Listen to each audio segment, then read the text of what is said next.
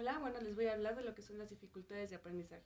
Una dificultad de aprendizaje, pues es un término que se le da a un grupo heterogéneo de trastornos. Estos, bueno, pues tienden a tener dificultades, como lo mencioné anteriormente, para adquirir alguna habilidad, como por ejemplo hablar, escuchar, leer, escribir o alguna habilidad matemática. Según el DSM-5, para poder diagnosticar alguna dificultad de aprendizaje, tiene que haber una discrepancia significativa entre el nivel de inteligencia del niño con los resultados académicos. Te podemos hablar también de lo que son la diferencia entre un trastorno y un síndrome.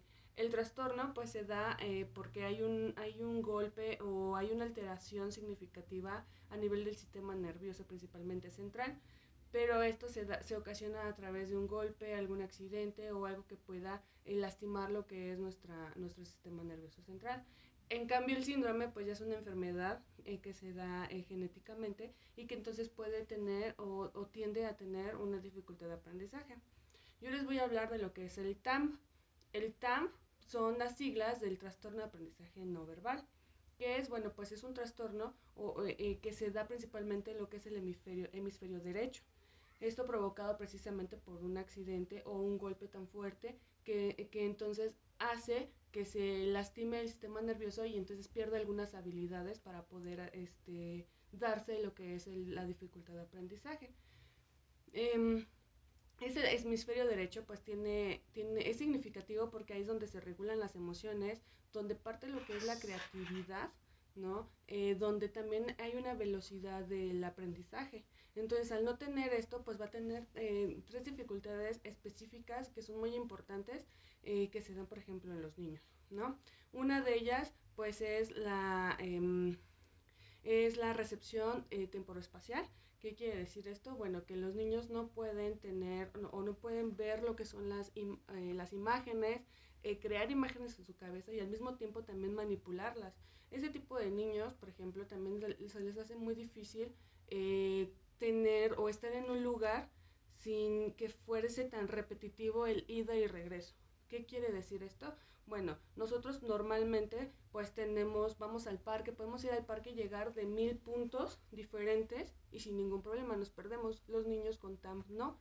Ellos tienden a tener un camino específico y principalmente si tienen alguna salida didáctica pues no se pueden retirar o no se pueden separar del grupo porque ellos sí se pierden, no conocen a lo mejor que la salida está del lado izquierdo, ¿no?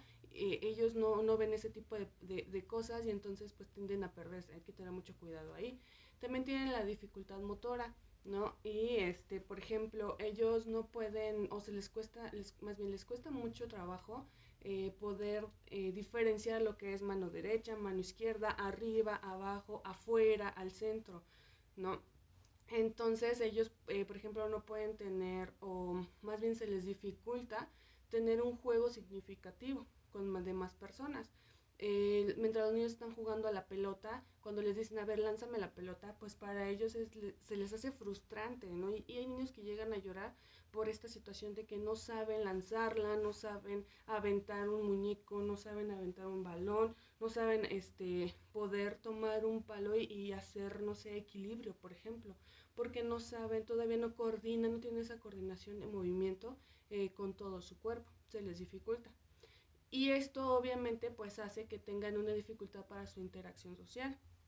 Por lo mismo de que los niños a lo mejor no pueden lograr esa parte significativa de lograr un juego en específico, pues los mismos niños los van rezagando y les van diciendo, no, es que no quiero jugar contigo, o cosas así, o ellos mismos se sienten menos, se sienten inferiores, se sienten que no pueden, que no saben, y entonces ellos mismos empiezan a tener un aislamiento significativo.